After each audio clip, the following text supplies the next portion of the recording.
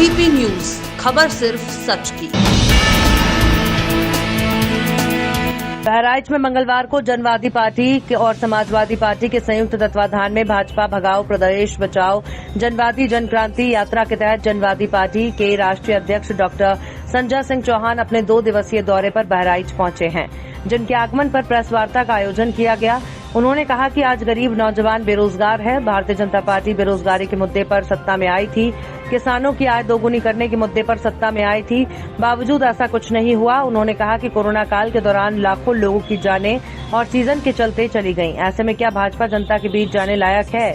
उन्होंने कहा कि भाजपा वाले टिकैत को डकैत कहते हैं। अब जनता उन्हें 2022 के इलेक्शन में बता देगी कि राकेश टिकैत थे, डकैत थे, कि वो किसानों के नेता थे। उन्होंने कहा कि भाजपा के 60% लोग खुद आपराधिक हैं। उन्होंने कहा कि वो समझते हैं कि वो गरीब जनता का वोट खरीद लेंगे, लेकिन अब जनता मन बना चुकी है।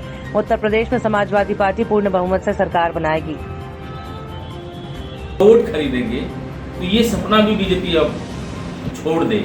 निश्चित तौर पर इस बार पूरा गरीब हर वर्ग का लोग, क्योंकि बीजेपी की सरकार में कोई भी वर्ग खुश नहीं है, हर वर्ग के लोगों ने मन बना लिया इन्हें हटाने के लिए। देखिए मैं आपसे बताना चाहूँगा, ये आज नहीं तो कल देखने को मिलेगा। जिन साधु संतों के आशीर्वाद से बीजेपी को इतना प्रचंड बहुमत मिला, और अभी महंत नरेंद्र गिरी जी की जो सबसे ज्यादा हत्या हुई है, वो भी कहीं न कहीं योगी जी के ही संप्रदाय की वो मठ है। और आप देखेंगे तो 4-6 महीना बीतने दीजिए, योगी जी खुद उस मठ पर कब्जा करेंगे। और अगर सही ढंग से इसकी सीबीआई जांच हो जाए तो पता चल जाएगा कि कौन उनकी हत्या कराया। हत्याएं साधु संतों की भी सरकार में हुई। सच कहिए तो योगी का नेचर सरकार चलाने वाला नहीं है। हर आदमी का एक नेचुरल नेचर होता है। योगी का नेचुरल नेचर सरकार चलाने वाला नहीं है, वो मठ चलाने वाला है। और अखिलेश यादव जी का जो नेचुरल नेचर है, वो समाज और देश चलाने वाला है। ये इन दोनों लोगों में मौलिक अंतर है। ऐसे लोग चलाते हैं वो, उस पर मुझे बहुत योगी जी वही तो बताएं कि योगी जी से कोई खुश नहीं है। योगी जी का नेचर ही नहीं है कि वो शासन सत्ता को संभाले, के दम पर प्रदेश को चलाना चाहते हैं। उनका महंत वाला नेचर है। तो कहीं न कहीं बीजेपी की जो सोच है, जो 2022 का चुनाव आ रहा है, 2022 के विधानसभा के चुनाव के लिए बीजेपी के पास न तो संवैधानिक मूल्य की चिंता होगी, न तो नैतिक मूल्य की चिंता होगी, न तो लोकतांत्रिक मूल्य की चिंता होगी। इन सारे मूल्यों की हत्या बीजेपी सरकार 2022 के चुनाव में करेगी। और एन केन प्रकारेण कुछ भी करना पड़ेगा, बीजेपी चुनाव जीतने का प्रयास करेगी। लेकिन जनता के का जो इमोशन होता है, जनता इमोशनली अखिलेश यादव जी से जुड़ चुकी है। इसलिए जब इमोशन का मामला आ जाता है तो फिर कोई भी व्यवस्था काम नहीं करती है, और जनता अखिलेश के साथ है और अखिलेश यादव जी को पूर्ण बहुमत। देखिए, लोग दल बनाए हैं तो निश्चित तौर पर अपने दल के प्रचार प्रसार के लिए जाएंगे, लेकिन उत्तर प्रदेश का हर व्यक्ति मन मस्तिष्क बिल्कुल बना चुका है कि भाजपा को हटाना है, और भाजपा को हटाने का एकमात्र विकल्प अखिलेश यादव जी हैं। और जनता इस विकल्प के प्रति कोई गलत फहमी में नहीं है, ना कोई गलती करने ऐसा नहीं है। सेकुलरिज्म पे गला घोटा जा रहा है। देखिए, बीजेपी स्वयं में एक कम्युनल पार्टी है, और अपने कम्युनल चेहरे के आवरण को सेकुलर जो पार्टियां हैं उनको धार्मिक और अंधवाद का आवरण देकर के अपने चेहरे को ढकना चाहती है। बट जनता इस चीज़ को निश्चित तौर पर समझ चुकी है, और ये जितना भी काम किए जा रहे हैं, बीजेपी को अपने काम पर भरोसा नहीं, क्योंकि कोई ऐसा काम तो किया नहीं है। वो उत्तर प्रदेश के चुनाव को कम्युनल बनाना चाहती है, वो कम्युनल मैसेज देना चाहती है, जिससे हिंदू वोटरों का ध्रुवीकरण हो जाए। लेकिन अब हिंदू भी इतना मूर्ख नहीं रह गया है। निश्चित तौर पर वो अपने रोजी रोटी के मसाइल पर आज खड़ा है। आप खुद मैं जिस कौम से आता हूँ, हमारा पूरा समाज, चौहान समाज भाजपा के साथ था। अब हमारे गाँव में जाकर के देखिए, हमारे लोग भाजपा के चेहरे को समझ चुके हैं, और पूरा वोट आज समाजवादी पार्टी। मुसलमानों के साथ में जुल्म हुआ है, निश्चित तौर पर हो रहा है। और वो शोषण हिंदुओं के एक तरह से कम्युनल स्थिति पैदा करने के लिए हिंदुओं में ये किया जा रहा है।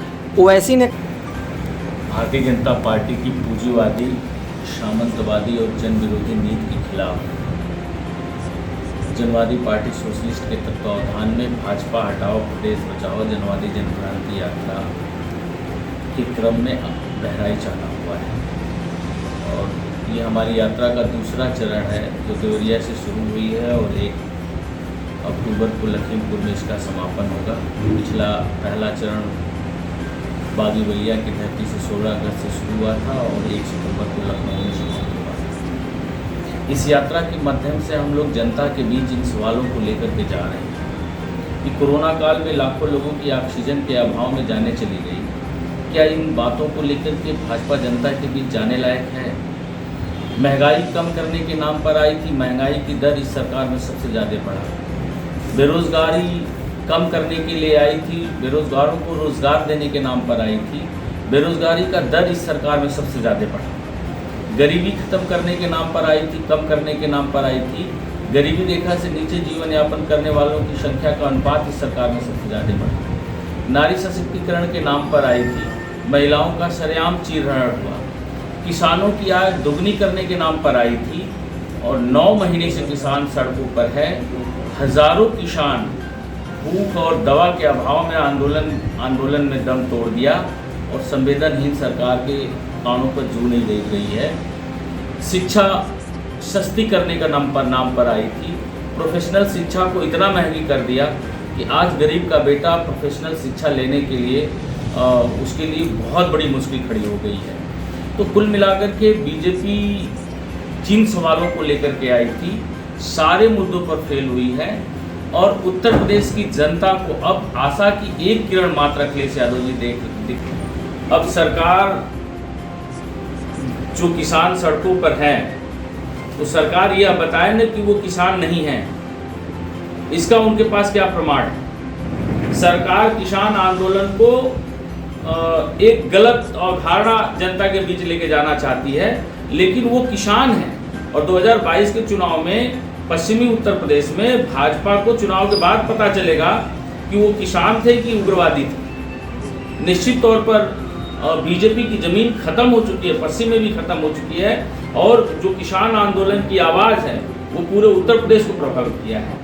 और किसान कोई गलत मांग थोड़ी मांग रहा है, वो अपनी जमीन का हक अपने पास रखना चाहता है, अपने समर्थन मूल्य का वाजिब दाम चाहता है और भाजपा सरकार किसानों की जमीन भी उद्योगपतियों को देना चाहती है। सच कहिए तो भाजपा न तो बिल बना चुकी है और 2022 के विधानसभा का चुनाव आएगा तो भाजपा जाएगी और समाजवादी पार्टी आएगी। जहाँ तक अब बीजेपी मनरेगा में काम करने वाले लोगों को भी अगर रोजगार में जोड़ ले तो फिर रोजगार बीजेपी ने दिया है, वरना आप रूट लेवल पर देखिए, वैकेंसी के मामले में देखिए।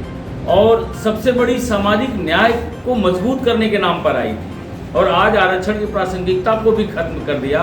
तो कहीं न कहीं बैकवर्ड दलित के लड़के जो रोजगार के लिए संघर्ष कर रहे हैं उनका कैरियर हाशिए पर आ गया है। तो ये सरकार सिर्फ लोगों को बहका रही है और एक झूठ का आवरण अपने चेहरे पर चढ़ा करके अपने चेहरे को ढकना चाहती है, वो संभव नहीं है। जनता उत्तर प्रदेश की जान चुकी है और भाजपा को देख चुकी है।